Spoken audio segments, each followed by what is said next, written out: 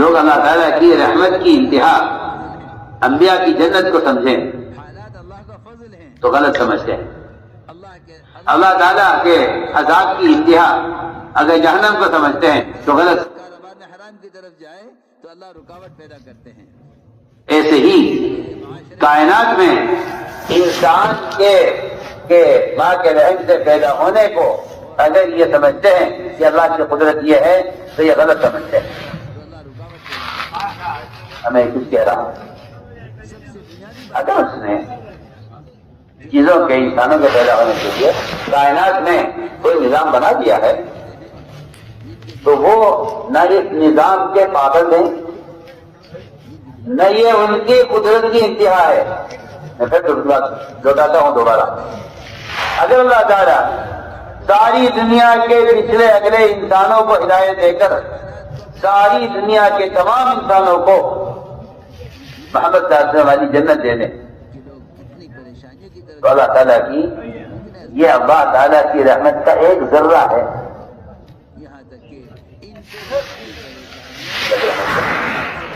میں کچھ کہہ رہا ہوں. اللہ تعالیٰ اگر انبیاء علیہ السلام نے بھی محمد صلی اللہ علیہ وسلم جیسی جنت کسی کی نہیں ہے. اگر ہر انسان کو اللہ ہدایت دے کر سب کو ایسی جنت دے دے جیسی جنت محمد صلی اللہ علیہ وسلم کی بنائی اللہ نے تو میں آپ سے جواب کر سکتا ہوں کہ وہ اللہ تعالیٰ کی رحمت کا ایک ذرہ ہے اور وہ ذرہ بھی صرف سمجھانے کے لیے ہے. ورنہ ذرہ کہنا بھی وہ اس کی رحمت کو تحقیق کرنا ہے. اس کی رحمت کو تحقیق کرنا ہے. اور اللہ تعالیٰ جیسی جہنم اللہ نے بنائی ہے ایسی جہنم اگر ہر فرد کے لیے الگ ہو جائے نعوذ باللہ تو یہ اللہ تعالیٰ کے عذاب کا ایک ذرہ ہے. جب ابدی سنو میں کچھ کہہ رہا ہوں اس پر جب اللہ تعالیٰ کا ابدی نظام جنت و دوزخ کا وہ اس کی رحمت کا اور اس کی عقوبت کا منتہا نہیں ہے تو جو دنیا فنا ہونے کے لیے بنی ہے وہ اس کی قدرت کا منتہا کیسے ہو سکتی ہے. سی بات سمجھ رہے میری بات کیا کہہ رہا ہے. جی ہاں جو نظام غیبی جنت و دوزخ کا ابدی ہے جب وہ اس کی قدرت کا ذرہ ہے تو جو دنیا کائنات کا نظام ختم ہونے والا ہے اور باقی والا نہیں ہے تو یہ اس کی قدرت کا منتہا کے درست. اس لیے میں نے عرض کیا کہ اللہ تعالیٰ کائنات میں تغیرات لاتے ہیں وہ ایمان والوں کے امتحان کی لیے. چنانچہ آپ صلی اللہ علیہ وسلم نے سے سوال کیا گیا کہ یہ صاحب آپ کون تھے؟ میں کل بتاؤں گا. آپ انشاءاللہ کہنا بھول گئے ایک جواب نہیں آیا. آپ نے کیوں کہا میں کل بتاؤں گا؟ یہ کہے گا اللہ چاہے گا تو بتاؤں. اللہ چاہے گا تو بتاؤں. میں مثال کر رہا تھا کہ ایک نظام اللہ نے انسان کے دنیا میں آنے کا بنایا ہے عورت سے. اللہ تعالیٰ اولاد نہیں دیتے اللہ اپنے عمل سے نہیں دیتے. 4 شادیاں کر لیتا ہے مرد اولاد کی تمنا میں.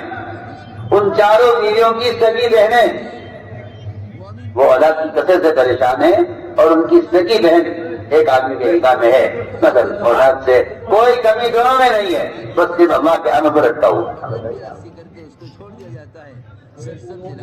ایک سال مجھے خود سنایا کہ میں اولاد کی کثرت سے پریشان تھا. بہت اولاد ہو گئی تھی. بیوی بیچاری بیمار ہو گئی. میں نے پھر مسئلہ معلوم کیا کہ میں کیا کروں. میں اولاد کو روکنا چاہتا ہوں. کبھی تو ایسا نہیں ہے اگر بیوی بیمار ہے اور اس میں حمل کی طاقت نہیں ہے تو ایکسپٹ کر لوں.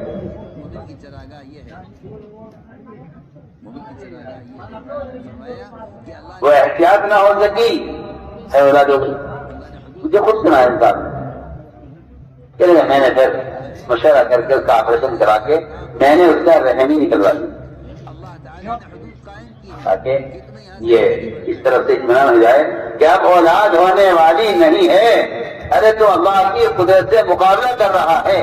مامی نسمت کائنت الا وہی کائنۃ، یہ حدیث ہے. تو میں ضرور ہے دے کرتی ہے وہ آتے رہیں گی. تم کیونکہ خالق کی جگہ بیٹھ کر رزاق بننا چاہتے ہو، اسے تم اللہ کی کثرت سے تم پریشان ہو، تم فقیر ہو، تم اگر اپنے آپ کو رزاق سمجھتے ہو، یہی وجہ تمہارے اولاد کے روکنے کی ہے کہ تم آپ کو رزاق سمجھ کر کہتے ہو کہ دنیا کی آبادی پر تو پالے گا کون. تم خالق کی جگہ بیٹھ کر پریشان ہو. اس لیے میں تاکہ چارج کر رہا ہوں کہ جو چیز جو روح دنیا میں آنے والی ہے لا جدل کر آخر جب تک آ گیا اس نے آپریشن کر کے رحم نکال دیا اور اب غیب آرام سے ہو جاؤ. آپ ہی ہم بھی آپ کو بتا دوں جب رحم ہی نہیں تو اولاد کہاں سے ہوگی. تو نے اللہ کی قدرت کو رحم کے بننے تک کیوں سوچا ہے؟ تو اللہ تعالیٰ قدرت سے سوچا کہ اگر اللہ تعالیٰ کا عمل ہے اولاد کے ہونے کا تو رحم کیا کر لے گا. چنانچہ اس شخص نے آ کر مجھے بتایا کہ میں نے رحم نکلوا دیا تھا اور آپریشن کرا دیا تھا بیوی کا، لیکن اللہ نے 1 سال کے بعد مجھے دوبارہ اولاد دی.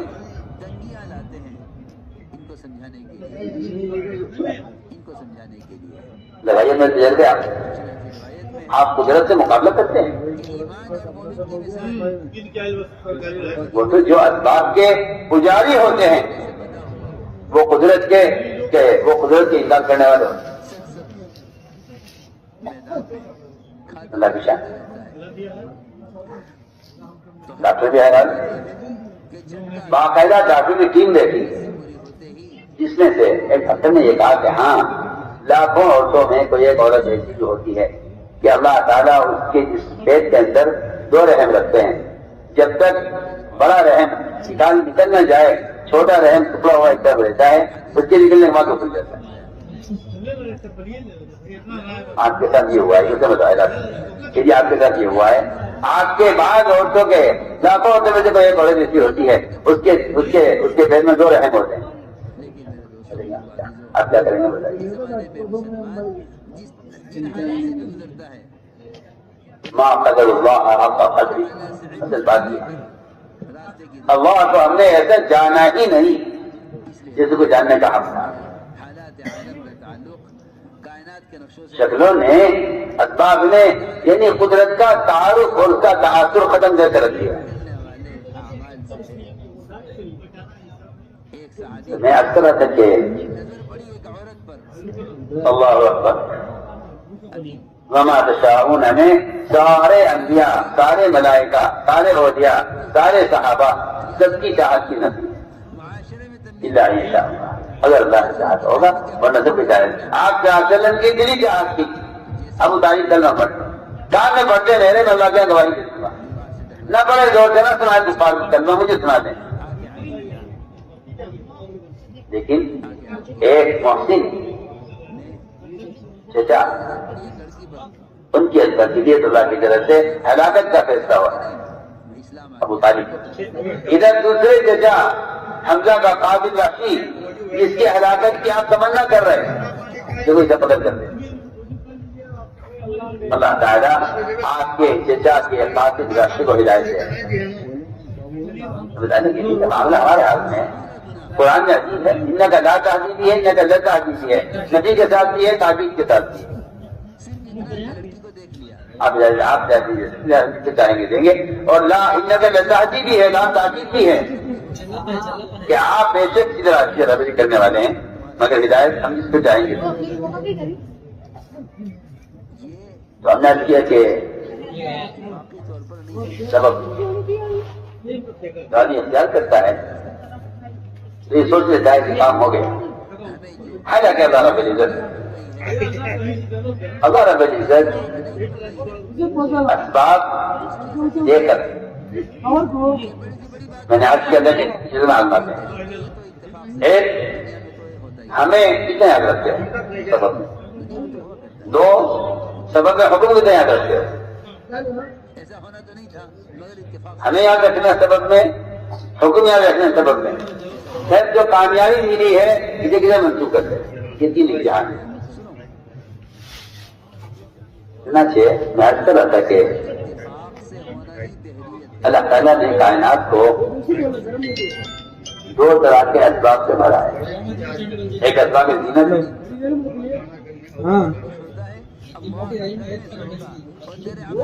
اسباب زینت ہے اور دوسرا اسباب معیشت.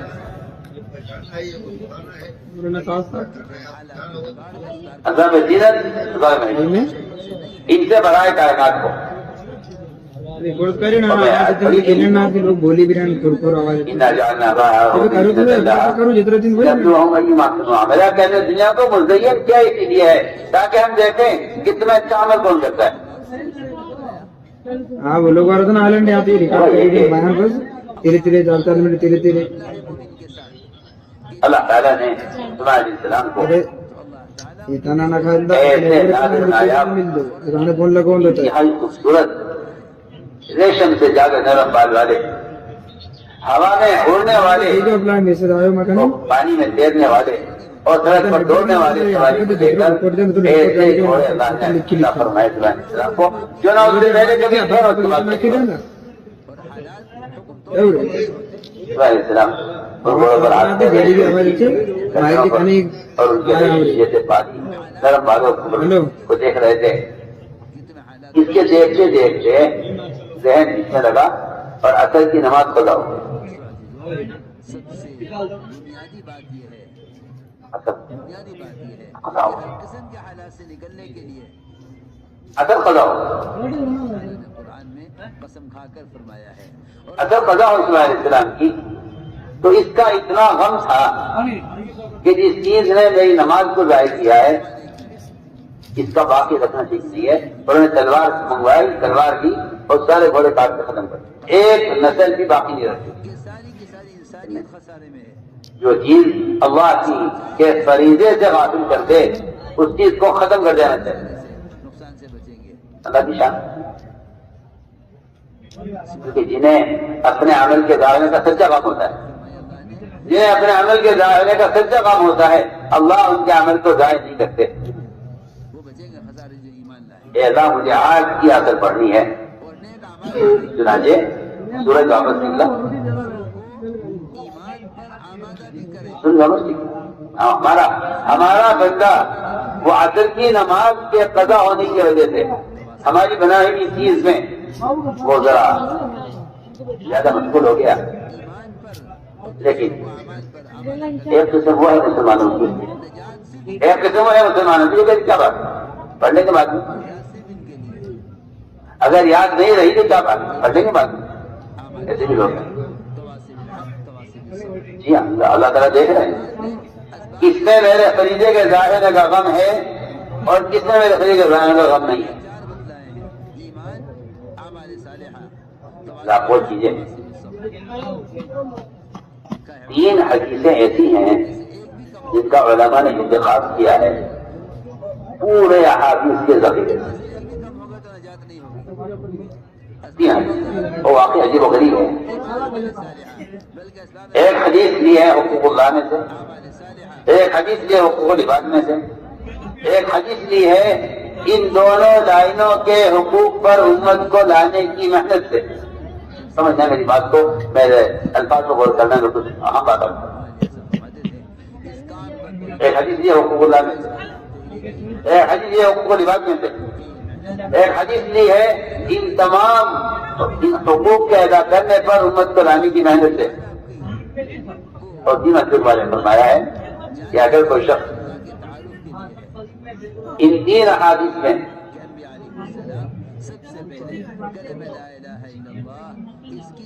ان 3 کاموں میں غلطی کر جائے تو اس کی پچھلی زندگی کے اعمال بھی برباد ہو جاتے ہیں اس کی پچھلی زندگی کی محنت بھی ضائع ہو جاتی ہے. پہلی حدیث فرمایا کہ جو شخص عصر کی نماز کو قضا کر دے جان بوجھ کر فرمایا کہ جو عصر کی نماز قضا کر دے گا اس کی پچھلی ساری زندگی کا اعمال برباد ہو جائے گا.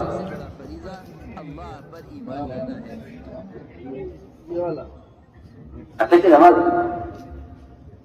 کوئی جان بوجھ کر آمدن جو ہے قضا کر دے فرمایا کہ اس کی پچھلی زندگی کے سارے اعمال برباد ہو جائیں. یہ حقوق اللہ نے دیا ہے عصر کی نماز میں۔ ان تمام فرائض پر استقامت کے لیے، ان تمام دوسرے فرائض پر وعدے پورے ہونے وہ شخص ان تمام فرائض پر اجر کہ جو کسی یہ حقوق العباد میں سے شرطی ایمان کہ جو شخص کسی پاک دامن عورت پر تہمت لگائے،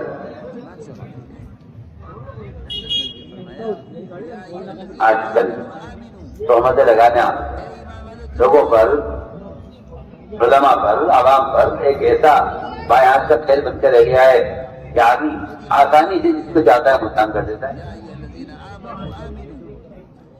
جس سے چاہتا ہے جس سے چاہو تہمت لگوا لو، جس پر چاہو تہمت لگوا لو، اور جو چاہو گواہی دلوا لو کیا۔ سب سے زیادہ حقدار اور اہل فرمایا کہ وكانوا احق بها واهلها یہ دوسری حدیث ہے کہ پاک دامن عورت پر جو آدمی تہمت لگائے گا اس کی زندگی کے پچھلے سارے اعمال برباد ہو جائیں گے۔ اور تیسرا وہ شخص جو اللہ کے راستے میں نکلے، اللہ کے دین دنیا میں قائم کرنے کے ارادے سے، سب سے پہلے اور وہ لوگوں کے لیے راستے کو بند کر دے یا جگہ کو تنگ کر دے، فرمایا حدیث میں کہ اس کا پچھلا سارا جہاد برباد ہو جائے گا۔ ایمان سیکھا پھر قرآن سیکھ لیا۔ یہ تین حدیثوں کا انتخاب کیا ہے محدثین نے، احادیث کے تمام پورے ذخیرے۔ محمد صلی اللہ علیہ وسلم کی تو میں عرض کر رہا تھا کہ عصر کی نماز چلو نبی ہیں، ان کو تو کہا جا سکتا ہے کہ بھائی وہ تو آج کل ایک فتنہ اور پیدا ہوا ہے مسلمانوں میں کہ وہ تو صحابی تھے، میں تو صحابی نہیں ہوں، وہ تو نبی تھے، میں تو نبی نہیں ہوں۔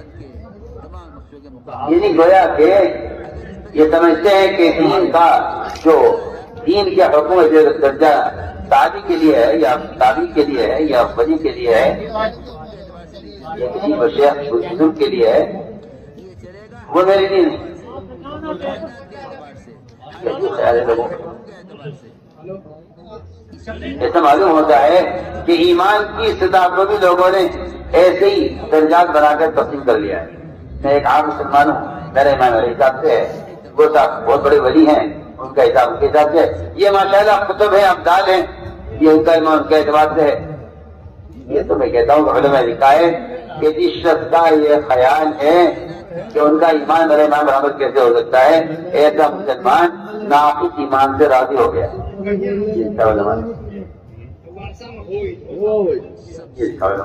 کہ ایسا مسلمان ناقص ایمان سے راضی ہو گیا۔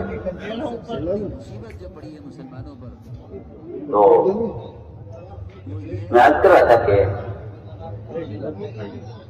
علیہ السلام یاترا قضا ہو، لیکن غم ہوا اس کا، یاترا قضا ہو گئی ہے، اللہ نے ترنت واپس نکالا۔ ادھر ایک صحابی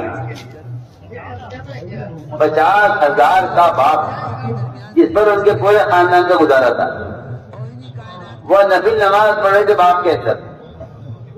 اس نفل نماز کے پڑھنے کے دوران اچانک نظر پڑی بغیچے پر۔ ایک روایت میں ہے کہ اس کو نکلنے کا راستہ نہیں مل رہا تھا، اور ایک روایت میں ہے کہ وہ انگور کی بیل سے انگور کھانے کا جو خوشنما منظر انہوں نے دیکھا، اس کو دیکھنے میں لگے، یاد نہیں رہا کہ نفل کی کون سی رکعت۔ آج کل کا کوئی مولوی وہاں ہوتا ہمارے جیسا تو یہ کہہ دیتا کہ بھائی تو نفل ہے، کوئی فرض تو ہے نہیں، کہ پریشان ہو رہے ہو۔ اگر تمہارا غالب گمانی ہے کہ 3 رکعت ظہر پڑھ لو، اور غالب گمانی ہے کہ 4 سلام پھیر لو، اور کر لو، اور یہ نفل نماز ہے۔ اللہ اکبر۔ اسماعیل علیہ السلام نے فرض نماز کے لیے زینت کے گھوڑوں کو ذبح کیا ہے، جہاں ایک صحابی نے نفل نماز کے لیے اپنی ضرورت کے باغ کو چھوڑا۔ آپ اندازہ کریں محمد صلی اللہ علیہ وسلم نے کس سطح پر اپنے صحابہ کو اعمال میں کس سطح پر اٹھایا، اعمال میں آپ نے اپنے صحابہ کو کس سطح پر اٹھایا تھا کہ اگر وہاں صلی اللہ علیہ السلام گھوڑے کاٹ رہے ہیں جو زینت کے لیے تھے، محض عصر کی نماز کے لیے قضا ہونے کی وجہ سے اس پر سورج واپس آیا ہے، اور یہاں محمد صلی اللہ علیہ وسلم کا ایک صحابی 50,000 کا وہ باغ جس پر ان کے خاندان کا گزارا تھا، اس باغ کو اس لیے چھوڑا ہے کہ اس باغ کی وجہ سے میری نفل نماز میں خلل پیدا ہوا۔ آپ ذرا غور کر لیں، کتنی نمازیں ظہر کی، عصر کی، مغرب کی اس طرح گزر جاتی ہیں ہم سے کہ میں دکان کے برابر میں مسجد ہے، مائک لگا ہوا مجھے نہیں زمین سے ہوتا ہے، وہ زمین کے پجاری کہلاتے ہیں، جو سمجھتے ہیں میں نے عرض کیا دوستوں، وہ مجوسی کہلاتے ہیں۔ اللہ تعالیٰ اسباب دے کر یہ پہلے امتحان دیتے ہیں کہ یہ مجھے ثابت کتنے ہیں، شکل کا انکار کر کے اعلان کیا یہ ثابت کتنے ہیں۔ میں نے اپنے رخ کو بنے دوسرا امتحان یہ ہے سبب میں کی طرف پھیر لیا ہے۔ کہ تم نے اس میں حکم پورا کیا یا توڑا۔ عجیب بات ہے کہ اللہ تعالیٰ کا نظام ایسا ہے کہ اللہ تعالیٰ معاشرے میں، ضروریات میں، تجارت میں، کھانے پینے کی چیزوں میں، ان تمام چیزوں میں اللہ تعالیٰ کا نظام یہ ہے کہ اللہ تعالیٰ جس چیز سے روکتے ہیں کہ یہ نہیں کرنا ہے، اس میں سہولت پیدا کرتے ہیں، اور جس چیز کے کرنے کا حکم دیتے ہیں کہ یوں کرنا ہے، اس میں رکاوٹیں پیدا کرتے ہیں۔ 5 چیزیں ایسی ہیں جن کو اللہ کے سنیے تو صحیح آپ، قیامت کب قائم ہوگی؟ ایسا نہیں ہے کہ مسلمان حرام کا لقمہ لے دو حلال کھا ڈر جائے تو حلال کھائے تو ڈر جائے۔ عورتوں کے رحم میں ہم دیکھنا چاہتے ہیں اگر ہم حرام کی شکلوں کو آسان کر دیں، دودھ، غبن، ملاوٹ، سے بچی کا سوال ہی نہیں ہے ہم ان شکلوں کو آسان کر دیں۔ نہیں مل رہی یہ کیا دیکھیے کہ ماں کے رحم میں ہم دیکھنا چاہتے ہیں مسلمان حرام شکلوں کو باوجود سہولت کے اور باوجود مال کی بہتات کے نظر آنے کے مسلمان نے چھوڑتا ہے یا نہیں چھوڑتا، اور ادھر حلال راستوں میں وہ سے بات سمجھنا سنتوں کے اہتمام میں ہم رکاوٹیں پیدا کریں گے۔ کہ رحم میں کیا ہے، مسلمان کے رحم میں وہ نہیں سر سے لے کے پیر تک اس کے حجی کی سنتیں، اس کی داڑھی کی سنتیں، ہم اسے رکاوٹیں پیدا کریں گے، قوانین لائیں گے، اس کی عمر کتنی ہے، اس کا رزق کتنا ہے، یہ نیک ہم لائیں گے قانون۔ کس دن پر رہے گا، کس دن پر مرے گا، کوئی نہیں جانتا، ہم یہ دیکھنا چاہتے ہیں کہ تم اس کے خلاف کیا کوشش کرتے ہو۔ مرے گا کوئی نہیں جانتا، امتحان ہے، میں تو بہت بنیادی بات کر رہا ہوں، کیونکہ یہ مزاج مسلمانوں کا عالمی سطح پر بن چکا ہے کہ جتنے دین پر چلنے کی سہولت ہو اتنا اختیار کرو، باقی چھوڑ دو۔ اور اتنے بے وقوف ہیں عقل درجے کے جو کہتے ہیں کہ جا جو کہ کہ بھائی اس آیت کا مطلب تو یہی تو ہے کہ اللہ نے تمہیں اس کا مکلف ہی نہیں کیا، اس کی تمہیں دعوت ہے، جو کر سکتے ہو کرو۔ قدرت کے قبضے میں ہے، حالانکہ لا یکلف اللہ نفسا الا وسعها، اس کا کہیں سے کہیں تک مطلب یہ نہیں ہے کہ جو آپ کر سکتے ہیں کیجیے، جو آپ نہیں کر سکتے چھوڑ دیجیے، اس کا مطلب ہے کیجیے۔ کائنات میں جو ہو رہا ہے کائنات لا یکلف اللہ نفسا الا وسعها، اس کا مطلب یہ ہے کہ ہم نے انسان کو جن کاموں کا مکلف کیا ہے، ہم نے اس میں اس کے کرنے کی طاقت رکھی ہے۔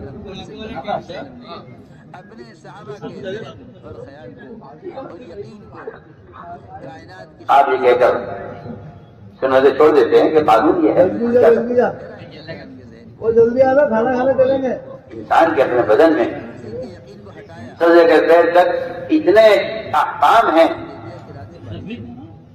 لباس کے، شکل کے، میں تو صاف سے بات کرتا ہوں کہ میں نے شروع میں عرض کی تھی ایک بات کہ ایمان کا جو درجہ توحید میں، عقیدے میں ہے، اللہ کی قسم ایمان کا وہی مقام، وہی درجہ، وہی اہمیت، وہی فرضیت اس کے شکل، اس کی لباس کی سنتوں میں صاف فرمایا حدیث میں، صاف فرمایا حدیث میں کہ جس مسلمان کا چہرہ کافر کی طرح، جس مسلمان کے دماغ کا لباس پیر و شرٹ کافر کی طرح، جس مسلمان کا کھانا کافر کی طرح ہے، جس مسلمان کا اٹھنا بیٹھنا غیروں کے ساتھ ہے، بھایا کہ ایسے مسلمان کافروں کی طرح اللہ کے دشمن ہو جائیں گے۔ سمجھتے ہیں آپ کو کسی جاہل نے یہ کہہ دیا ہے کہ داڑھی سنت ہے اور سنت کوئی لازم نہیں. آپ دیکھیے عادت دیکھیے آپ صحابہ کی سیرت میں دیکھو گے تو سب سے بڑی بدنظری ہوگی وہی سب سے زیادہ غیبی. یہ بیماری ہے. یہ کوئی نئے مکلف ہی نہیں اس کا کیونکہ قانون ہے. میں نے ایک بات رکھی ہے اللہ تعالیٰ کا نظام ہے یہ کہ تمہیں جنت اتنی ملے گی کہ میں تمہارے لیے چیز راستہ آسان کر دوں. جنت کو ہم نے گھیرا ہے مکارے سے ناگواریوں سے تکالیف سے دشواریوں سے اور جہنم کو ہم نے گھیرا ہے خواہشات سے حرام سے سہولتوں کی طریقوں سے ہم نے جہنم کو گھیرا ہے. جو آدمی سہولت کے راستے پر چلے گا خواہش کے راستے پر اس کے لیے جہنم کا راستہ ہے. جو تکالیف کے راستے پر چلے گا اس کے لیے جنت کا راستہ ہے جنت کا وعدہ ہے. یہ اللہ کا نظام ہے. جس کام کے کرنے کا حکم دیتے ہیں رکاوٹ پیدا کرتے ہیں.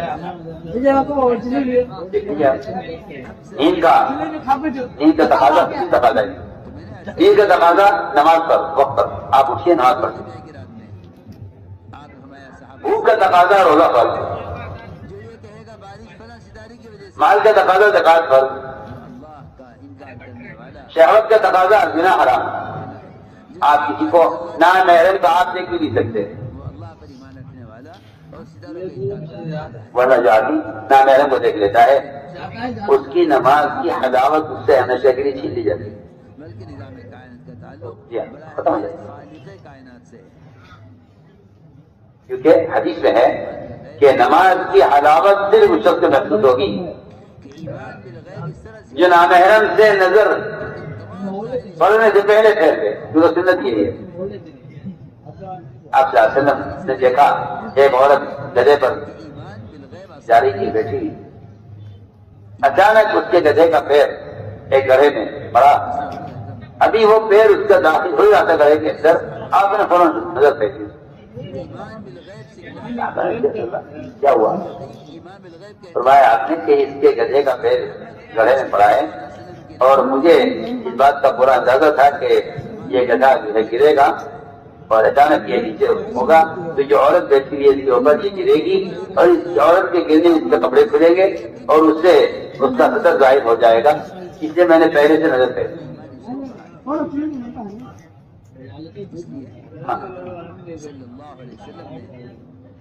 امت کو وہ خبریں دی ہیں جس سے ایمان والوں کی جو لوگ تصاویر یا نامحرموں کو دیکھتے ہیں امتحان ہوتا تھا. وہ چاہے رکوع سجدے زبردستی کو کرنے کو کر لیں لیکن نماز کی حلاوت اور اللہ کا قرب اور صفت احسان کی وہ بھی ان کو نہیں آتی کہ اللہ پر ایک بات ٹھیک ہے. اللہ تعالیٰ کی طرف سے جو بھی خیر ملتی ہے اس خیر کے حاصل کرنے کے لیے ایک عملی مجاہدہ ہے. ایک عملی مجاہدہ. تو میں نے عرض کیا کہ اللہ تعالیٰ کے نظام ہے یہ. ہمیں کسی کا حکم دیں گے اس کی ہم ایک چیز کا حکم دیں گے اس کی رکاوٹ پیدا کریں گے اور ایک چیز سے روکیں گے اور اس سے سہولت دیں گے. دیکھیے اصحاب سبت پر اللہ تعالیٰ نے ہفتے کے دن شکار کشتی کا حرام کر دیا. اب اگر شکار حرام کر دیا تو اللہ تعالیٰ نے مچھلیوں کو سمندر کی تہ میں نہیں چھپا دیا کہ سمندر کی تہ میں چھپ جائے مچھلیاں تاکہ شکار نہ کر سکے حرام سے بچے. اللہ تعالیٰ نے ساری مچھلیوں کو ہفتے کے دن پانی کی سطح پر جمع کر دیا. رات کی کسی حصے میں ہو گیا. پانی نیچے تھا مچھلیوں کو پانی کہیں سے نظر نہیں آتا تھا. جی مفسرین نے لکھا ہے کہ پانی نظر نہیں آتا تھا. مچھلیاں پانی کی سطح پر آپس سے مل کر اس طرح مچھلیاں جمع ہو جاتی تھی پانی کی سطح پر کہ ہم دیکھنا چاہتے ہیں کہ یہ اب بھی ایک ایسے بھائی اللہ کا حکم ہے ہمیں بچے آواز بچے کی شکار نہیں کریں گے. اللہ نے منع کیا. اللہ تعالیٰ کو کیا فائدہ اس سے کیا ہم جب شکاتے ہیں نظر اللہ کا اس سے کیا نفع کیا نقصان ہے. لیکن بندے کا امتحان ہے. ہم دیکھنا چاہتے ہیں تو ہماری اطاعت کرتے ہو یا نہیں کرتے. ہم دیکھنا چاہتے ہیں.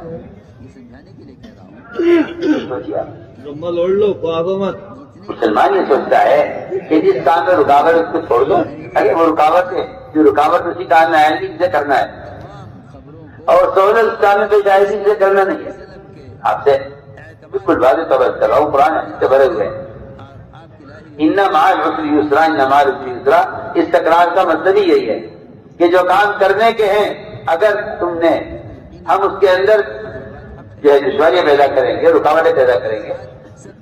اگر تم نے دشواری میں، رکاوٹ میں اس کام کو کر لیا تو آگے اس طرح کا وعدہ ہے کہ وہ ہمارے آسانی پیدا کرے.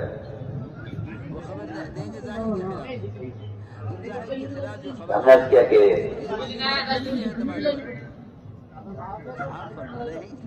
اللہ رب العزت اسباب میں آزما کر دیکھتے ہیں کہ حکم کدھر پورا کرے.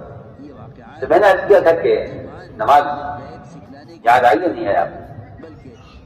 اگر نماز یاد آ گئی اور آپ نے اس پر سبب چھوڑ دیا اپنا اسی طرح، تو پھر اللہ رب العزت عمل کے راستے سے کامیابی دے. اور اگر آپ نے عمل ضائع کر دیا تو اللہ تعالیٰ کی ذات بہت مستغنی ہے. پھر ایسا ہوتا ہے کہ اللہ حفاظت فرمائے، پھر ایسے مسلمان اسباب کے راستے سے کامیاب ہوتے چلے جاتے ہیں یہاں تک کہ اللہ حفاظت فرمائے نعوذ باللہ کہ پھر وہ فرائض سے اور دین سے پوری طرح وہ پھیل لیتے ہیں اور ان کا یہ یقین بن جاتا ہے کہ یہی کامیابی کا راستہ ہے. وہ تو اللہ تعالیٰ کا نظام یہ ہے کہ اس پر اللہ تعالیٰ رحم فرماتے ہیں، فضل فرماتے ہیں. اللہ تعالیٰ اس کے غلط راستے میں بھی رکاوٹ پیدا کر دیتے ہیں، پھر لاتے اس کی طرف یہ کہہ کے بات ختم کر دیتا ہے کہ دنیا تو ہے ہی جو ہے مشکلات کی پریشانی کی جگہ.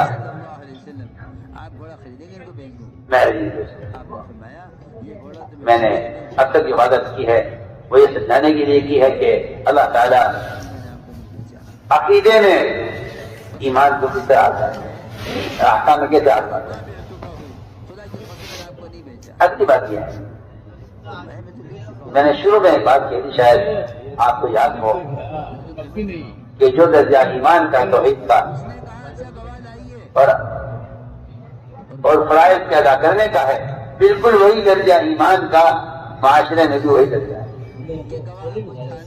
یہ کہہ کر معاشرے میں جو بھی چھوڑ دینا کہ آج کل عجیب فتنہ پیدا ہوا ہے مسلمانوں میں. وہ جو کہتے ہیں نہیں یہ سنت ہے، آپ اس پر اتنا زور نہ دیجیے، فرائض تو زور دیجیے، وہ فرض ہے، سنت ہے. ہاں یہ زمانے کا فتنہ ہے اور بہت جاہل قسم کے لوگ، بہت جاہل قسم کے ان پڑھ بالکل، وہ اس فتنے کے اصل پیدا کرنے والے بالکل ان پڑھ ہیں. ان کی سیرت پر اور احادیث پر ان کی کوئی نظر نہیں. ان کو یہ فتنہ، کوئی فتنے میں پڑے ہیں اور دوسروں کو فتنے میں ڈال رہے ہیں کہ بھائی سنت کو فرض کا درجہ نہ دیا جائے. سنت تو سنت ہے. میں کہتا ہوں اس سے بڑا فتنہ، کیونکہ یہ خیال اور یہ سوچ یہ معاشرے کو بدلنے کے لیے، یہ معاشرے کو بدلنے کے لیے. پر میں آپ کو ایک مثال عرض کرتا ہوں.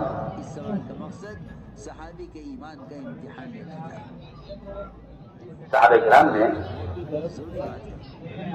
یہ دیکھا کہ جب یہ کفار جنگ سے فارغ ہو جاتے ہیں تو یہ اپنے ہتھیار درخت پر لٹکا دیتے ہیں.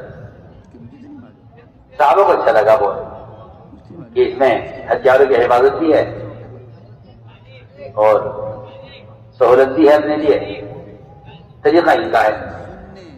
تو صحابہ نے عرض کیا آپ کا وسلم سے کہ اجازت دیجیے نا ہم بھی اس طرح کر لیں. ایک طرف ہم بھی ایسا بنا دیتے ہیں، اچھا لگتا ہے کریں گے. یہ سہولت کی چیز ضرورت کے لیے، آپ سمجھنا میں کیا کہہ رہا ہوں، سہولت کی چیز ضرورت کے لیے. آپ نے کیا فرمایا صحابہ سے؟ آپ جواب سنیے آپ توجہ سے، آپ اس کو محمد کی خدمت سمجھیے جو میں کہہ رہا ہوں. آپ نے صحابہ سے فرمایا تمہارا مجھ سے ہتھیار لٹکانے کے لیے درخت کا مطالبہ کرنا بالکل ایسا ہے کہ جب موسیٰ علیہ السلام اپنی قوم کو لے کر بحر قلزم سے پار ہو گئے اتنے سچے ہیں اور بنی اسرائیل آپ کے ساتھ خزیمہ کی جو نجات پا گئے، فرعون غرق ہو گیا، ہر کام میں دو تو وہاں سے گزرتے ہوئے ان کی نظر پڑی کچھ لوگوں پر جو ایک بت کی پوجا کر رہے تھے. گواہی دیں تو بھائی اسرائیل نے کہا موسیٰ علیہ السلام سے اجعل لنا الہا کما لہم آلیہ، ہمارے لیے بھی ایک ایسا بت کر دیجیے، بنا دیجیے جیسا ان کے لیے بت ہے، تاکہ ہم اس کی پوجا کریں. اس طرح سکھلایا وہ سوال کر رہے تھے اللہ ہم بھی ایسا درخت کر رہے ہیں، ہم جیسا اسی طرح ہم نے کر لیا کریں. آپ جواب دے رہے ہیں تمہارا یہ سوال ایسا جاہلانہ سوال ہے کہ جاہلانہ سوال بنی اسرائیل کا تھا موسیٰ علیہ السلام سے کہ ہمارے لیے بھی ایک ایسا کچھ کر دیے دین کا کچھ. کہاں درخت پر ہتھیار لٹکانے کا سوال، بلکہ میں اور اگلی بات عرض کرتا ہوں. چلیے آپ اس سے اگلی بات سنیے. جو یہود اسلام لے آئے مسلمان ہو گئے تھے، پکے سچے مسلمان، بڑا ایمان آپ کا، آپ پر ایمان، آپ کے لائے وکیل پر ایمان، اللہ پر ایمان، پکے سچے مسلمان ہو گئے. ان کا دل چاہا کہ ہم جو پہلے یہود تھے اور موسیٰ علیہ السلام کے دین پر تھے، اب جو کہ ہم اسلام میں داخل ہو گئے ہیں، تو ہماری کتاب ہے یہودیوں کی جو موسیٰ علیہ السلام میں نازل کی گئی ہے، وہ کتاب ہے توریت. کبھی کبھی اسے پڑھنا چاہیے. یہ خیال ہے جیسے آج کل کے مسلمانوں نے یہ بھی خیال کیا ہوا ہے کہ ٹھیک ہے قرآن کو پڑھتے ہی ہیں برکت کے لیے، لیکن بائبل بھی پڑھے تو کیا ہے.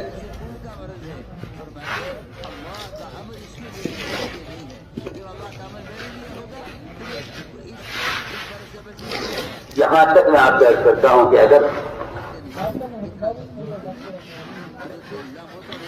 ایسا کیا گیا تو مسلمان یہ کہے گا کہ اس زمانے کے حالات کے اعتبار سے اور اس زمانے کے مسلمانوں کی جو کی صورتحال ہے اس کے اعتبار سے بائبل کے جو احکام ہیں وہ زیادہ مناسب معلوم ہو. میں کہتا ہوں یہ تحریف اس لیے ہوگی، اور خیال آپ کو کسی کام کا کسی چیز کے بدلنے کا اس لیے خیال آئے گا کہ آپ نے ایک چیز کو ضابطہ سمجھتے ہوئے آپ نے دوسری چیز کی طرف توجہ دیا. ہم آپ سے بہت دنیا کی بات کو چاہتے ہیں. آج اگر کوئی مسلمان نعوذ باللہ اسے مسلمان کیا کہا جائے، اگر قرآن کی ایک آیت کو بدلنا چاہتا ہے یا اس کا گدھے کا خیال یہ ہے کہ اگر یہی آیتیں نہ ہوں تو پھر جھگڑا ختم ہو جائے گا.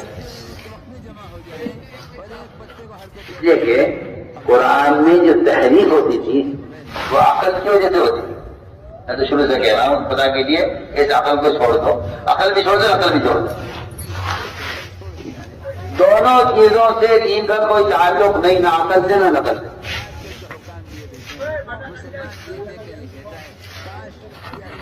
اگر مرد صحیح کرنے میں حج حاضرہ کی نقل کریں تو حکم ہے، اور اگر عورتیں حج حاضر کی نقل کریں تو گناہگار ہو. کیونکہ شریعت کا مدار نہ عقل کرے نہ نقل کرے. سنیے آپ، اگر آج کوئی عورت حج حاضرہ کی نقل کرے گی تو گناہگار ہوگی کہ وہاں عورت سے دوڑنے کی اجازت نہیں ہے، مرد کو دوڑنے کا حکم ہے. حالانکہ عورت سے دوڑنا ثابت ہے حاضرہ کا، مرد وہاں کوئی دوڑنے والا نہیں تھا. اسی لیے ہے کہ وہاں کوئی مرد نہیں تھا تو عورت دوڑی تھی. اب مردوں کے درمیان عورت دوڑے گی کہ عورت کا جسم پردہ ہے، عورت دوڑنے کی ضرورت نہیں ہے. حالانکہ سنت حاضرہ کی ہے، عورت کو دوڑنے کا حکم نہیں. میں ایک مثال دے رہا ہوں. درمیان میں آج کل لوگ عقل لگاتے ہیں نا دین میں عقل لگاتے ہیں. آپ حالات کچھ نہیں، حکم ہے، حکم ہے کہ بندہ حکم کے تابع ہے. میں یاد کر رہا تھا کہ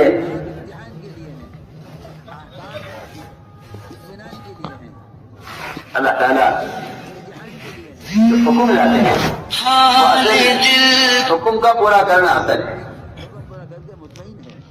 ورنہ یہ دین میں تحریر کر لیتے ہیں یہ عمل ہے۔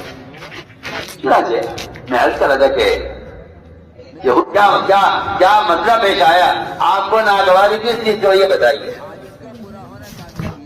سارا مسئلہ تمہیں کرنا۔ عمر آج اگر موسیٰ علیہ السلام زندہ ہو کر آ جائیں، ان کے لیے کوئی نجات کا راستہ نہیں سر میرے طریقے کے۔ اگر تم کے طریقے پر عمل کیا تم گمراہ ہو جاؤ گے، اور اپنے طریقے پر عمل کیا تو وہ کامیاب نہیں ہو۔ عرض کر رہا ہوں کہ تلاوت توحید کی اس پر حکم نازل ہوا، اسلام کو بڑے داخل ہو جاؤ۔ ادھر عاشورہ کا روزہ حالانکہ ایسی عبادت ہے جو نظر نہیں آتی، عاشورہ کا روزہ جائیے، عاشورہ تو کیوں رکھتے ہیں؟ قریش بھی رکھتے تھے عاشورہ کا روزہ کیوں رکھتے؟ یہ دن ہے، اس دن ہمیں فرعون سے نجات ملی تھی تو ہم اس کے شکرانے میں ایک روزہ رکھتے ہیں۔ فرمایا صحابہ سے کہ ہم زیادہ حقدار ہیں شکر کے، اللہ کا شکر ادا کرنے کے، لہٰذا ہم ان کی مخالفت میں 2 روزے رکھیں۔ سوچیے جب روزہ جیسی عبادت جس کے لیے جنت کے داخل ہونے کا دروازہ یہ لگے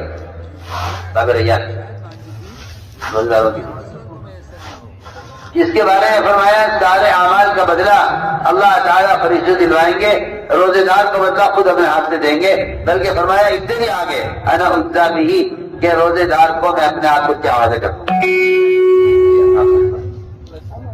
سب خود اعمال کا بدلہ دیں گے اپنے خزانے سے، اور روزے دار کے اللہ تعالیٰ خود روزدار کے ہو جائیں گے۔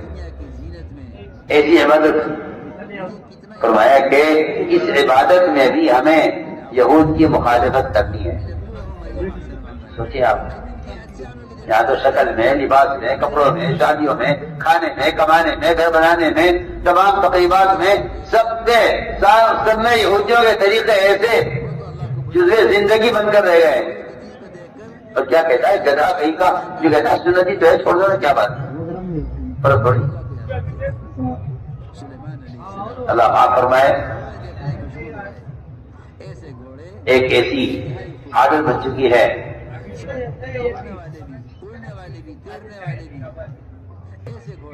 یہود و نصارہ کے طریقوں کی، حضرت فرماتے رضی اللہ تعالیٰ کہ جو سنت بھی تم چھوڑو گے اس کے مقابلے میں ضرور یہودیوں کا طریقہ اختیار کرو۔ یقینی بات ہے۔ اب سنت طریقے سے کھانا ختم، ٹیبل لگی ہوئی ہے، سوال ایسا بے وقوف ہے، سوال کیا کرے گا کہ ٹیبل کھانا حرام ہے؟ بتائیے آپ، حرام ہے؟ آپ جو ٹیبل کھانا منع کرے حرام ہے؟ ایسا معلوم ہوتا ہے کہ دین گرتے گرتے گرتے گرتے حرام پر آ کر رکھا ہوا ہے۔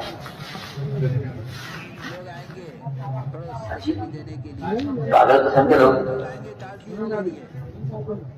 اب تو مسلمان کی زبان پر یہ سوال ختم ہو گیا کہ یہ سنت ہے خلاف سنت ہے، ابھی مجھے کا حرام ہے یا حلال ہے بتا بتا۔ جی ہاں، یہ اس کے دین کے مٹنے اور دین کے سزا کے گرنے کی علامت ہے کہ اس کا دین آ کر حرام پر رکھا ہوا ہے کہ جو چیز حرام نہیں ہے اسے تو کر لے گا، اسے سننے سے کوئی مطلب۔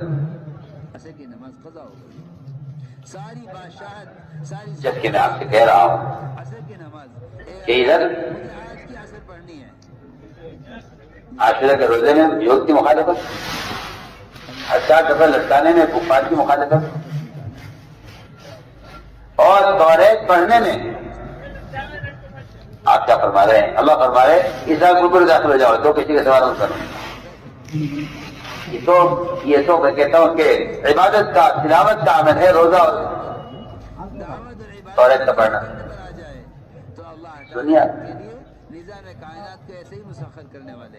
کسی بے وقوف آدمی نے یا کسی فاسق نے، میں اس کا بات کرتا ہوں، جو مسلمان یہ کہتا ہے کہ اسلام ہی کوئی لباس نہیں، وہ آدمی اللہ کی قسم فاسق ہے۔ وہ آدمی فاسق ہے جو کہتا ہے اسلام کوئی لباس نہیں، فاسق ہے۔ مسلمان کو عقیدے پر چلنے میں آپ یہ سمجھتے ہیں کہ آپ کی نماز اور عبادت اور ذکر و تلاوت اسلام پھیل جائے گا؟ دعوت کرتا ہے. میں تو شروع میں کر چکا ہوں، اسلام کی جاذبیت معاشرے معاملات اور اخلاق میں ہے، وہ جاذبیت کسی عبادت میں نہیں. دین میں پختگی پیدا کرنے والا اور نظام کائنات کو ایسا کہیں بھی مجھے نہیں ملا کہ اغیار آصا وسلم کی نماز کو دیکھ کے اسلام کی طرف آئے ہوں. چنانچہ سورج واپس نکلا. چنانچہ اسلام نے نماز تو مسلمان کے لیے ہے صلی اللہ علیہ وسلم، ورنہ غیروں کے لیے آپ کے یہاں سوائے اخلاق اور معاملات کے آپ شغل کیجیے. تو میں نے عرض کیا کہ یہ ایک طریقہ بن چکی ہے سب کی. یہ سنت ہے، فرض ہے، آپ کی اس پر حساب کریں. قبول نہ کر کے مقابلے پر آ گئے. بغداد کی نماز پڑھے عدالت کے سب سے بڑی عدالت بغداد کی، معاملہ کرے تو نماز قضا. اور اس کے سب سے بڑے قاضی قضات، سب سے بڑے جج ہم معمول ہیں قاضی یوسف. اور یہ سوچ معمول ہے ہمارے. وزیر آیا، اللہم احبسها اے اللہ وزیر سے دوستی تھی بہت، وہ آیا ملاقات کے لیے، اس کی دعوت کی، کھانا تیار کرایا اس کے لیے. روایت میں ہے سورج چھڑ گیا. وزیر سے بے تکلفی تھی، بادشاہ سے جو ہے وزیر کی بے تکلفی تھی قاضی ابو یوسف سے. تو وزیر نے پوچھ لیا قاضی صاحب سے کہ کھانے میں کیا بنایا. پھر عصر کی نماز پڑھی. تو قاضی ابو یوسف افغانی نے حدیث پڑھی، کان رسول اللہ صلی اللہ علیہ وسلم يحب الدباء، کہ آپ صلی اللہ علیہ وسلم کو لوکی پسند تھی. میں نے آج کی لوکی تیار کرائی. تصغیر اس کی زبان سے نکل گیا وزیر کی کہ مجھے لوکی پسند نہیں ہے. فرمایا فوراً تلوار نکالی میان سے اور اس کے قتل کا فیصلہ کیا. اللہ کے بندوں میں ایسا قتل کر دو، یہ آدمی مرتد ہو گیا ہے، واجب القتل ہے، یہ کہتا ہے مجھے لوکی پسند نہیں، اس کو قتل کر. روایت میں ہے کہ جیل میں ان کو قرآن اس کا بغداد میں. صلاحیت پیش آ گئی. پانی مانگا جیلر سے. اس نے کہا کہ نہیں، پانی پینے کے لیے ملے گا صرف. کیا بات ہے؟ لیکن اس نے کہا مجھے لوکی پسند نہیں. اب وہ چیزیں آپ صلی اللہ علیہ وسلم کی ایک کھانے کی چیز جس کے لیے آپ کی بحثت نہیں ہوئی ہے، پیاس برداشت جو آپ کے خودی کی کوئی چیز نہیں ہے، کھائے یا نہ کھائے، اس کا انکار کر دینے پر فیصلہ ہو گیا جج کی طرف سے کہ یہ آدمی مرتد ہے، یہ واجب القتل ہے. مرتد ہے اسلام. کہ جب جیلر نے پانی نہیں دیا علماء کی جماعت بیٹھی، بیٹھ کر غور کیا گیا. فیصلہ یہ ہوا کہ یہ وزیر دوبارہ کلمہ پڑھ کے اسلام میں داخل ہو جائے اور اس کی بیوی کا اس سے نکاح دوبارہ کرا دیا جائے تو اس کی جان بچ سکتی ہے، ورنہ واجب ہوگا. یہ چھوٹے چھوٹے ایک زمانہ ایسا تھا سنتوں کا، چھوٹے چھوٹے یہ سب بس ہے کائنات کے نقشے کہ اگر مسلمان چھوٹے چھوٹے اپنے جسم کی، اپنے سجدے کے پیر کی ان سنتوں کو وہ واجب کا درجہ نہیں دیتا تو یہ فاسق ہے، وہ تو جب کوئی اللہ یہ فاسق ہے. اور یہ بات حدیث صاف فرما دی گئی ہے کہ جس آدمی کی شکل، اس کا لباس، اس کا کھانا، اس کا اٹھنا بیٹھنا غیر مسلموں کے طریقے پر غیروں کے ساتھ ہے، ایسے مسلمان کافر کی طرح اللہ تعالیٰ کے دشمن ہو جائیں گے. یہ صحیح روایت ہے، اور اس روایت کو اس لیے نقل کرتا ہوں خاص طور پر کہ عام طور سے لوگ اس روایت کو جانتے بھی نہیں ہے، بیان بھی نہیں کرتے. کہ ان کی نظر کو اللہ کے غیر سے اللہ کی ذات کی طرف دیکھا. پہلا کام یہ کیا. مسلمان اتنا مزین تھا سجدے کے پیر تک سنتوں سے کہ دور سے دیکھ کر کہا جاتا ہے مسلمان ہے. اپنے ارادوں کو اپنی یہ دھوکہ لگا لوگوں کو کہ ایمان تو عقیدے کا درست ہونا ہے اور اسلام تو فرائض کا ادا کرنا ہے، تمہارے جانے سے کچھ ہوگا ہی. اور یہ دھوکہ کہاں سے لگا ہے؟ آج کل لوگ کہتے ہیں بھائی دیکھو تم خیر کے کام میں کسی کے ظاہر کو مت دیکھو، کسی کے ظاہر کو مت دیکھو. آپ کو کیا معلوم کسی کا دل اندر سے کتنا صاف ہے. میں تو صاف سے بات کرتا ہوں کہ جس آدمی کا ظاہر سنت سے صاف ہے، جس آدمی کا ظاہر سنت سے صاف ہے، اس کا ایمان بھی سنت سے صاف ہے، اس کا دل بھی ایمان سے صاف ہے. پکی بات. اعلیٰ ارادہ اعلیٰ نیت صاحب مانتے تھے کہ جب مسلمان کو غیر مسلموں کے طریقے اچھے لگنے لگے اور سنتوں پر عمل کرنے سے یہ کترانے لگے تو سمجھ لینا کہ ان کے دل میں کفر نے جڑیں جما دی، ان کے دل میں کفر نے جڑیں جما دی۔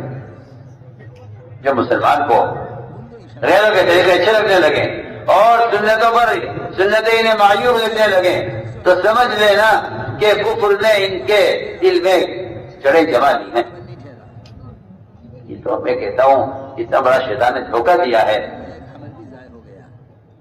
کہ میں تو تہجد پڑھتا ہوں، میں تو ذکر کرتا ہوں اور میں تو بیعت خلاف بیعت ہوں اور میں تو یہ اعمال کرتا ہوں، آپ کو کیا معلوم میری تنہائی کیسی ہے؟ آپ میرے ظاہر کو دیکھ رہے ہیں، صرف لباس سے شکل کو دیکھ رہے ہیں، آپ میرے ظاہر کو مت دیکھیے۔ اور پھر اس پر اتنا ہی نہیں ہے بلکہ کہتے ہیں کہ فرمایا حضور اکرم صلی اللہ علیہ وسلم نے کہ بھائی دل کا حال تم کیا جانو، سنیے تو صحیح ہے میری بات آپ غور سے، یہ حدیث دل بن گئی ہے ایسے لوگوں کے لیے کہ بھائی کسی کے ظاہر کو مت دیکھو، دل کا حال نہ جانتے ہیں کہ دل کا حال جس کے حلیے سے نظر آ رہا ہے سب بات۔ اگر اس کے دل میں محمد صلی اللہ علیہ وسلم سے محبت اور آپ پر یہ ایمان لاتا، اگر یہ آپ پر ایمان لاتا تو اس کے حلیے سے سنت ظاہر ہوتی سب بات ہے، اس کے حلیے سے سنت ظاہر ہوتی۔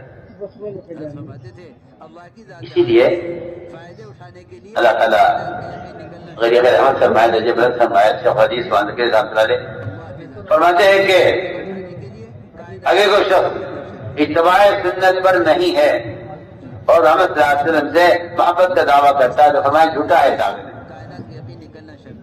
دعوے میں جھوٹا ہے، یہ دعوے میں جھوٹا ہے۔ اس لیے آپ صلی اللہ علیہ وسلم کی شبیہ دکھلائی جائے گی، انہیں پہچانتے ہو؟ قبر میں آپ کو صرف وہ پہچان سکے گا جو دنیا میں آپ کی حیثیت اور آپ کی شکل پر ہے، ورنہ حقیقت میں نہیں جانتے۔ قبر میں زبان وہ تو عمل پر چلے گی، معلومات آپ سنتیں جانتے ہیں، آپ سنتوں کا جاننے والا بھی جواب نہیں دے سکے گا، ایمان کے جاننے والا بھی جواب نہیں دے سکے گا، وہ تو عمل کرنے والا اور سنت کا احترام کرنے والا جواب دے گا کہ آج ہمارے نبی محمد۔ تو ہم نے آج کیا کہ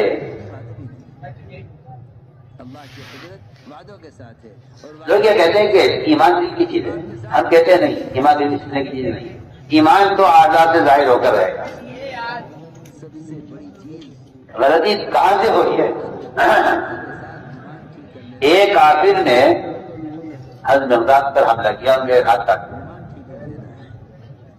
حضرت مقداد تلوار نے اس کے پیچھے کیا، جب تلوار اس کے سر پر آئی کافر کے، اس نے کہا کہ تو لا الہ الا اللہ۔ آپ نے بتایا کہ مقداد تم دل کا حال کیا جانو کہ اس کے دل میں کیا تھا؟ آپ سوچئے، اس کو مسلمان نے اپنے سنتوں کے حلیے سے آزاد ہونے کی دلیل بنایا ہے کہ ایمان دل کی چیزیں ظاہر کو مت ہے۔ کتنی میں کہتا ہوں کہ اس کی بے وقوفی کی سوچ،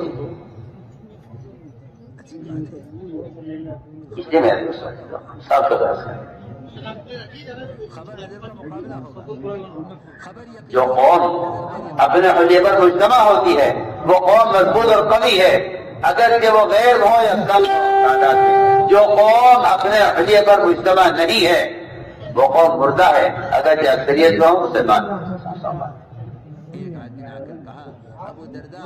اکثریت میں ہوں مسلمان، مردہ قوم ہے۔ معاشرے کو قوم کی حیات میں بڑا دخل ہے، معاشرے کو کسی قوم کی حیات میں بڑا دخل ہے۔ اس لیے ہم تاکید سے عرض کر رہے ہیں کہ یہ ذہن سے نکال دیا جائے کہ دنیا نظام والا 50 نظام 5 لوگوں کا نام ہے، وہ تو بنیاد ہے اسلام کی، سواد سے عمارت کا ہے، سواد سے عمارت کا ہے۔ آپ غور کریں گے کہ جو غیر آتے تھے یہود، مجھ سے تو یہ رہا کرتے تھے، اخلاق اور معاملات کے تھے۔ زید بن سانہ نے حضور اکرم صلی اللہ علیہ وسلم کو بطور قرض مال پیش کیا اور اس قرض کا مطالبہ وقت 3 دن پہلے کیا، کیونکہ زید بن سانہ حضور اکرم صلی اللہ علیہ وسلم کی صفات، آپ کا حلیہ، آپ کی بعثت کا زمانہ، یہ سب کچھ پڑھ کر آئے تھے اپنی کتابوں میں۔ اس نے کتاب میں لکھا ہوا تھا، ان کی کتابوں میں، کہ ایک صفت ان میں یہ ہے کہ انہیں اتنا ستایا جائے گا، اتنا ان کے اندر صبر و تحمل اور بردباری چیز زیادہ ہو۔ جب آئے آپ کے پاس آ کے دیکھا آپ کو، تو آپ کو حدیث سے پہچان گئے کہ ہاں آپ نبی ہو سکتے ہیں، لیکن اصل چیز دیکھنی یہ تھی کہ آپ کے اندر صبر اور حلم کتنا ہے، برداشت کتنا۔ میں بہت اہم عادت کر رہا ہوں، مسلمان جب اس پر غیروں کی طرف سے کوئی اذیت، جب کوئی تکلیف، جب کوئی نقصان پیش آتا ہے، تو یہ سب سے پہلے اپنے آپ کو مظلوم سمجھ کر مقابلے پر آ جاتا ہے۔ حالانکہ یہ بات میری آپ یاد رکھیے گا کہ مسلمان کے مظلوم ہونے کے لیے، مسلمان کے مظلوم ہونے کے لیے تقویٰ، اطاعت، تعلق مع اللہ، فرائض کی ادائیگی اور دعوت اللہ کی فریضے کا ادا کرنا، یہ سب چیزیں مسلمان کے مظلوم ہونے کے لیے بنیادی شرط ہیں۔ آپ میری وقت توجہ دیں، اگر یہ فرائض کو ضائع کر کے ظالم بن گیا، اگر یہ معاملات کو کے احکام کو توڑ کر ظالم بن گیا، اگر یہ ساری سنتوں کے طریقوں کو چھوڑ کر فاسق بن گیا، تو پھر اس کو ظالم کہا جائے گا، اس کو مظلوم نہیں کہا جائے گا۔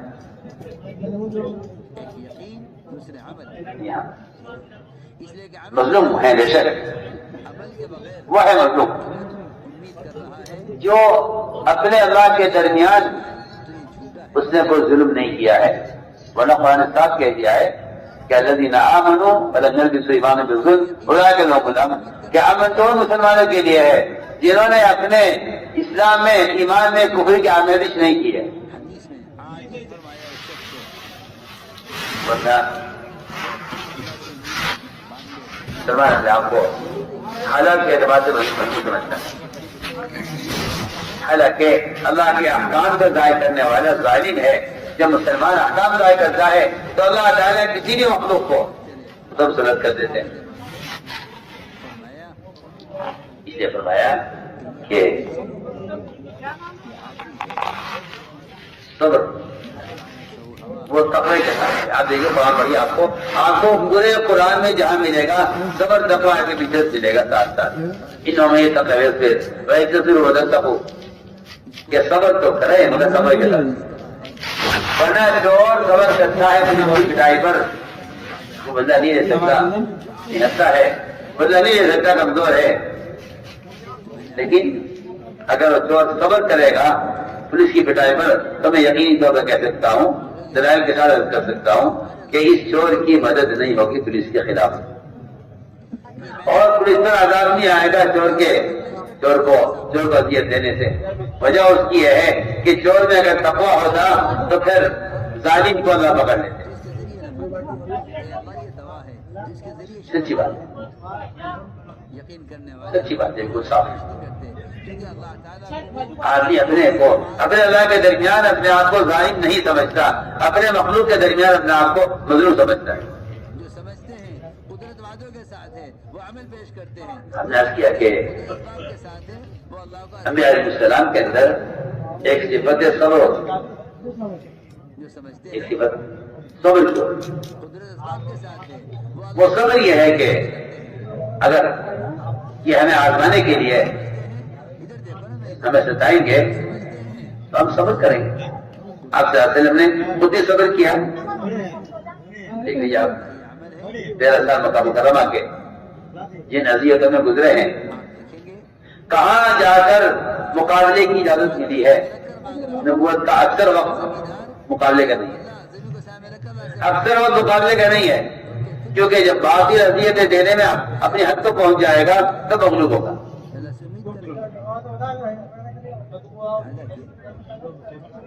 آپ صلی اللہ علیہ وسلم نے خود ہی صبر کیا اور آپ نے اپنے صحابہ کو بھی صبر کا عادی بنایا. جب صحابہ نے شکایت کی کہ رسول اللہ یہ حالات کب تک ہوں, تو آپ نے نہیں فرمایا کس دن کی بات ہے. آپ نے فرمایا کہ تمہیں اگر ان اذیتوں پر تمہیں صبر نہیں ہو رہا ہے تو پچھلوں کی اذیتیں یاد کرو. تم سے پہلے انبیاء علیہ السلام کو آروں سے چیر دیا گیا ہے. ان کے لوہے کی کنگھیوں سے اور لوہے کے کانٹوں سے ان کے جسم کے گوشت کو نوچ کر کھرچ کر ہڈیوں سے الگ کر دیا گیا ہے. یہ آپ نے بیان فرمایا صحابہ کے سامنے کہ تم ان حالات میں بے صبرے ہو رہے ہو. میں نے عرض کیا کہ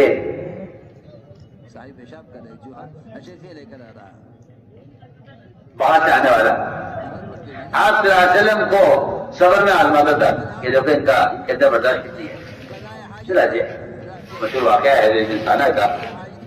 حضور اکرم صلی اللہ علیہ وسلم کے پاس آگے بیٹھے, اچانک خبر آئی ایک علاقے سے کہ فلاں علاقے میں مسلمانوں پر حالات آ گئے ہیں اور وہ نئے مسلمان ہیں, تو ایسا نہ ہو اسلام سے گھبرا کر دین چھوڑ دیں.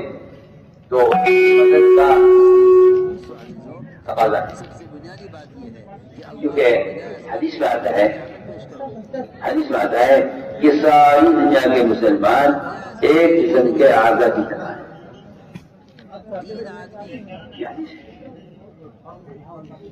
مسلمان ایک جسم کے اعضاء کی طرح ہے, یہ حدیث ہے. اور اس حدیث کا مطلب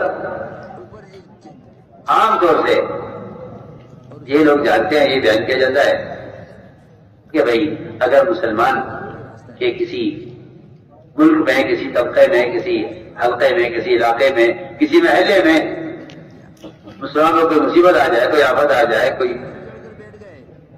کوئی پریشانی آ جائے, تو باقی مسلمانوں کو ان کی تکلیف سے اس طرح متاثر ہونا چاہیے جس طرح ایک آدمی کے پیر کے انگوٹھے میں زخم ہو جائے تو پھر پورا بدن اس سے بخار میں آ جاتا ہے, یا پورا بدن اس کا اثر پڑتا ہے, یا کوئی رات کو نیند نہیں آتی. ایک مثال کر رہا ہوں کہ مسلمان کے لیے ایسا ہے کہ ایک انسان کے پیر میں زخم ہو جائے تو پورا بدن متاثر ہوتا ہے. اس طرح ایک علاقے کے مسلمانوں پر اگر فاقہ آ جائے, سیلاب آ جائے, تنگی آ جائے, زلزلہ آ جائے, کوئی وبا ان میں پیدا ہو جائے یا کوئی مصیبت ان پر آ جائے, اس کے لیے ساری دنیا کے مسلمانوں کو اس طرح متاثر ہو جانا چاہیے. کوئی شک نہیں ہے, اس میں کوئی شک نہیں ہے. میں کچھ کہنا چاہتا ہوں اس حدیث پر. شک کے زمانے میں آپ دیکھ لیجیے مسلمانوں کے ایک حصے پر یہود نے جو مظالم اٹھائے ہوئے ہیں,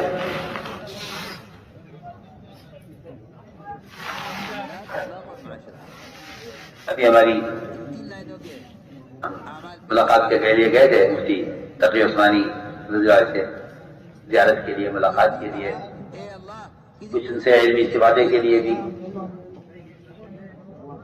سڑک پر بس ایک ہی غم اور فکر سوال تھا کہ مسلمانوں کا کیا ہو, مظلومین کا کیا ہو. اور میں سمجھتا ہوں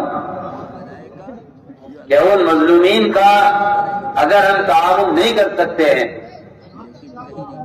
تو خدا کے لیے کم سے کم ان کے دشمنوں کی بنائی ہوئی چیزوں سے ادنا فائدہ اٹھانا بھی اللہ سے پسند، ان مظلومین پر ظلم کو بڑھانا ہے اور ظالموں کے ساتھ شریک ہونا ہے۔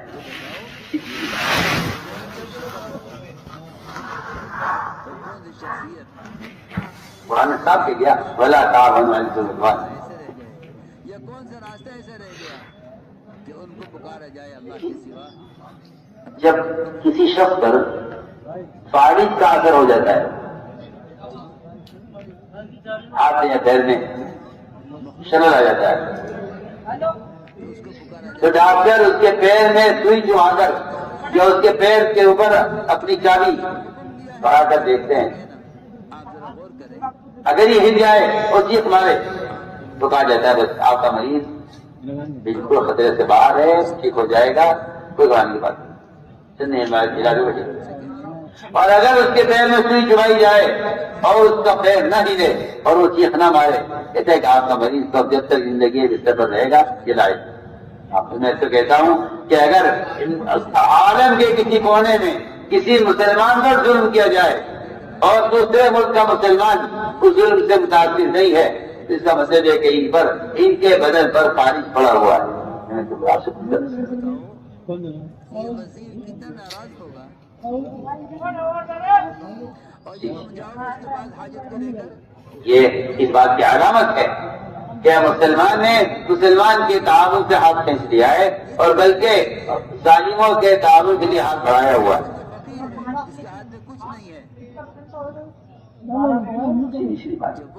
اگر ایک پانی کی بھی بوتل بھی آپ اگر خرید کے پیتے ہیں ظالم کے تعاون کے لیے، تو خدا کی قسم آپ مظلوم کا خون پینے میں سے۔ وہ اللہ جو ہر چیز کا قادر ہے، وہ تم سے وعدہ بھی کیا ہے، ادعونی استجب لکم۔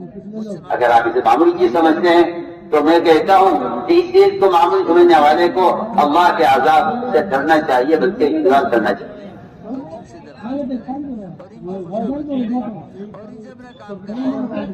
صحابہ کرام کی مواعظ اور ان کے وصایا میں میں نے سب سے زیادہ جس چیز پر زور دیکھا ہے وہ مظلوم کی بددعا سے بچنے پر زور ہے۔ دیکھو مظلوم کی بددعا سے بچنا، مظلوم کی بددعا سے بچنا، متقی دعوت المظلوم، متقی دعوت المظلوم، کہ مظلوم کی بددعا رات کے اندھیرے میں ایسے وقت سفر کرتی ہے آسمانوں کا جب لوگ بھرے ہوتے ہیں، جب لوگ اس وقت مظلوم کی بددعا آسمانوں کا سفر کرتے ہیں۔ اس واقعے میں میں نے ایک بات کی ہے کہ سارے مسلمان ایک دن زیادہ نہیں کرا، اگر پیر کے انگوٹھے میں زخم ہے تو اس کے لیے آنکھ جاتی تھی، جو مسافت پیر کے انگوٹھے اور آنکھ کے درمیان میں ہے، یہ میں کہنا چاہتا ہوں کہ یہ مسافت آپ کے ملک اور جن ممالک میں ظلم ہو رہا ہے یہ ان کے درمیان کی مسافت ہے۔ اگر آپ یہاں جا رہے ہیں ان کے لیے تو کہا جائے گا ایک قسم ہے۔ لیکن مجھے پھر ایک بات کہی کہ ہاں ایسے مسلمان دنیا میں ہیں کہ جو ایسے مظلومین کے لیے کوشش بھی کر رہے ہیں، دعائیں بھی کر رہے ہیں، اور مزید کہ کسی پریشان حال مسلمان کے کام کوئی غیر مسلم بھی اس کے کام آ سکتا ہے اور آ جاتے ہیں، اور ایسے غیر مسلم بہت ہیں کہ جو مسلمانوں کو ایسے مواقع پر ان کی امداد بھی کرتے ہیں، تعاون بھی کرتے ہیں، مال بھی خرچ کرتے ہیں، بیماروں کا علاج بھی کراتے ہیں، نئے کپڑے پہناتے ہیں، سجے میں کمرے بھی تقسیم کرتے ہیں اور بیماروں کو دوائیں بھی دیتے ہیں، بہت سارے کام رفائی کام ٹھیک ہے، وہ بھی اپنے دل میں انسان کا قلب رکھتے ہیں اور وہ بھی مسلمانوں کے کام آتے ہیں، کوئی نئی بات نہیں ہے۔ اور ایسے پاکیزہ قلوب رکھنے والے ابھی بہت ہیں۔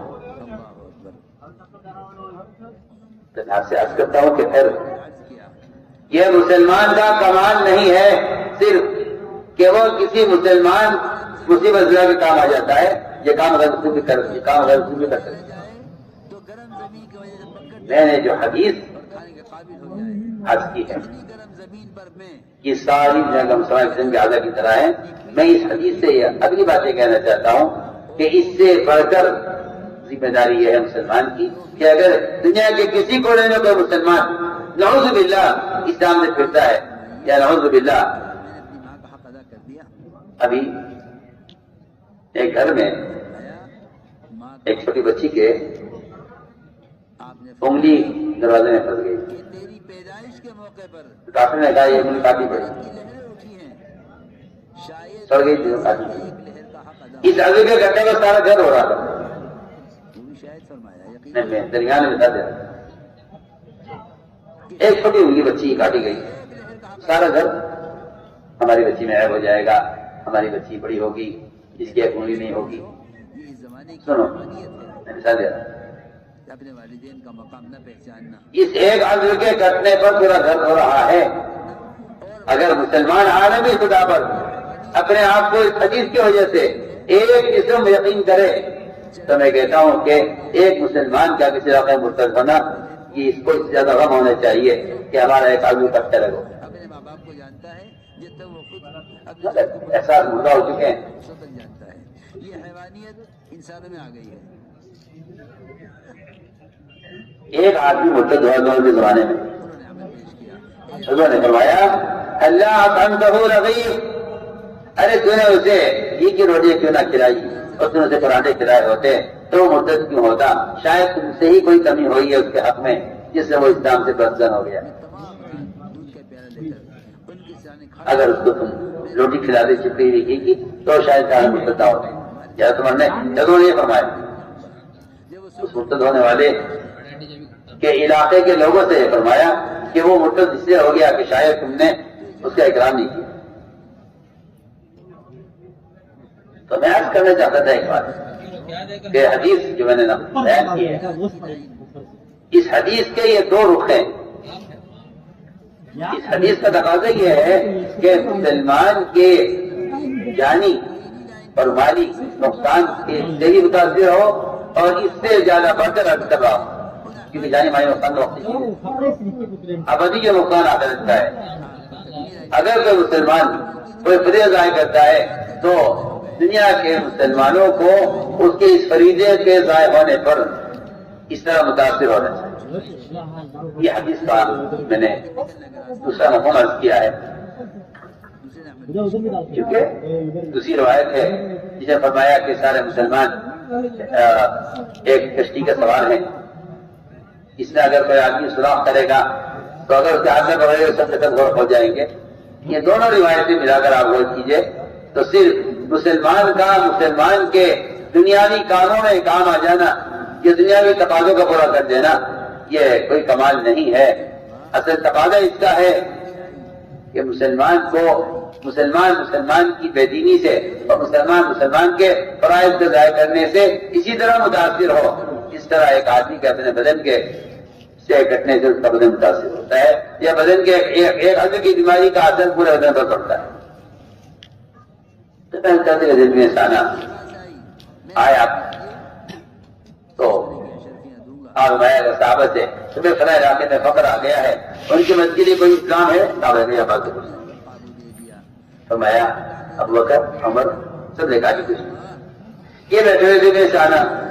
انہیں موقع اچھا لگا, انہوں نے فوراً اپنے پاس سے سونا نکالا آپ کے لیے, آپ نے پیش کیا اور یہ کہا جی سونا لیجیے اور مسلمانوں کی مدد کر دیجیے. تو میں نے کہا تھا کہ مسلمان کی مدد غیر مسلم بھی کر دے گا,